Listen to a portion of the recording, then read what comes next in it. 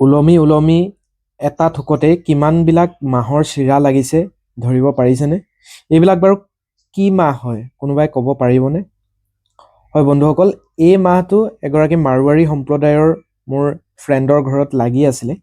ইয়াৰ English নেমটো হৈছে velvet bin আৰু ইয়াৰ আপোনালোকে লাগন দেখিলে আচৰিত মানিব। এজোপা গছতে বহু এনেকুৱা আপোনালোকে মাহ লগা দেখিবলৈ পাব।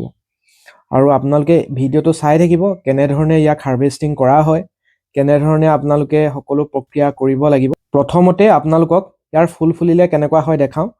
দেখিব আপোনালোকে ভায়োলেট কালাৰৰ ফুল ফুলে আৰু এনেধৰণে ফুলবিলাক হোৱাৰ পিছত ফুলবিলাক যেতিয়া সৰি যায় তেতিয়াই সেই মাহৰ চিৰাটো এনেধৰণে আপোনালোকে সৰুকৈ দেখিবলৈ পাব।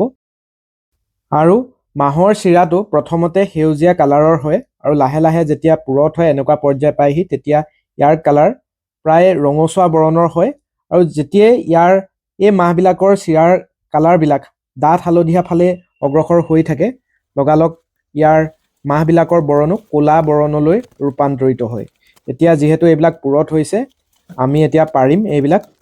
এনেধৰণে আপোনালোকে এথোক দুথোককৈ পাৰিব লাগিব। আপোনালোকে পাৰি পিনি শেষত ইয়াত মই এটা ডাঙৰ পাত্ৰ গোটাই লৈছোঁ আৰু এজোপা গছতে বহুত কিন্তু লাগে, আপোনালোকে লাগনটো যথেষ্ট বেছি দেখিব। আৰু পাৰিলে অলপ ডাৰ্ক য়েল্লো পৰ্যায় অহালৈকে আপোনালোকে ৰ'ব লাগিব। আমাৰ গছজোপা কেনেধৰণে গোটেই গছত হাঁচি গছ আছে, এই হাঁচি গছৰ একেবাৰে ওপৰলৈকে বগাইছে আৰু ওপৰত গৈও কেনেধৰণে লাগিছে আপোনালোকক দেখাইছোঁ জুম কৰি। গছৰ একেবাৰে আগলৈকে কিন্তু যথেষ্ট বগাই গছজোপা, যিহেতু লতা গছ আৰু য'তে ত'তে এনেকৈ আপোনালোকে দেখিব এনেকৈ এথোকতে কিন্তু যথেষ্ট মাহ আপোনালোকে দেখিবলৈ পাব। আৰু ইয়াৰ ইংলিছ নেমটো পুনৰ কৈ দিছোঁ ভেলভেট বিন। অসমীয়া নামটো আপোনালোকে কোনোবাই জানে যদি বা এই মাহবিধৰ খেতি যদি আপোনালোকে কোনোবাই কৰি আছে বা আপোনালোকে কেনেধৰণে ইয়াক খোৱা বস্তু হিচাপে কেনেধৰণৰ ৰেচিপি আপোনালোকে গ্ৰহণ কৰে সেইবিলাক কথাও আপোনালোকে কমেণ্টৰ জৰিয়তে আমাক জনাব। আমি এইদৰে এথোকা দুথোকাকৈ যথেষ্ট মাহ ইয়াত পাবলৈ সক্ষম হ'লোঁ। ইয়াত আপোনালোকে দেখিছে এটা যিহেতু মই ডাঙৰ পাত্ৰ লৈছিলোঁ তাৰো দুগুণ হৈ গৈছে আৰু ৱেইট হিচাপত কেঁচাকৈ প্ৰায় 20 কেজিমান আমি এজোপা গছতে মাহ পাবলৈ সক্ষম হ'লোঁ। আৰু ইয়াৰ আগতো আমি প্ৰায় 10 চিৰামান মানে 10টামান থোক আমি মাহৰ থোক ইতিমধ্যে বিভিন্ন ভাজি চাজি বনাওঁতে খাইছোঁ ইয়াৰ পৰা। আৰু এইদৰে আপোনালোকে গোটেই মাহখিনি আপোনালোকে পাৰি ল'ব আৰু পাৰি লৈ আপোনালোকে হয়তো যদি ইয়াৰ প্ৰাপ্তবয়স্ক হৈ যায় তেনেহ'লে আপোনালোকে ইয়াক হাতে ভাঙি দিলেই আহি যায়। যিহেতু আমাৰ প্ৰাপ্তবয়স্ক হ'বলৈ আমি নাৰাখিলোঁ সেইবাবে আমি কি কৰিম, ইয়াক আমি অলপ কম উষ্ণতাত ইয়াক আমি সিজাই বাকলিটো গুচাবলৈ চেষ্টা কৰিম।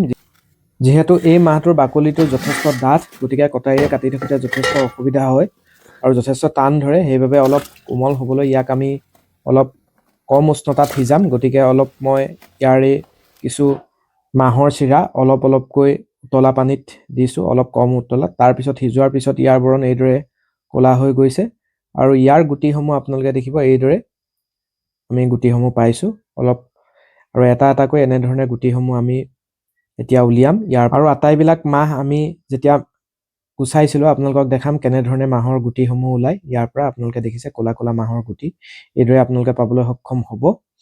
আৰু আপোনালোকে যদি চাই এনেকুৱা ধৰণৰ আপোনালোকে মাহৰ গুটি পাবলৈ সক্ষম হ'ব। এইবিলাকেই হৈছে ভেলভেট বিন। গতিকে এই মাহৰ খেতিটো ভেলভেট বিন আপোনালোকে কোনোবাই ঘৰত খেতি কৰিছে নেকি বা খাই পাইছে নাই কমেণ্ট কৰিবলৈ নাপাহৰিব। আৰু যদি এই মাহটো আপোনালোকে খাইছে কেনেকুৱা ধৰণৰ তৰকাৰী বনালে খাবলৈ বেছি ভাল হয় সেই কথাও আপোনালোকে কমেণ্টৰ জৰিয়তে জনাবলৈ নাপাহৰিব। ধন্যবাদ।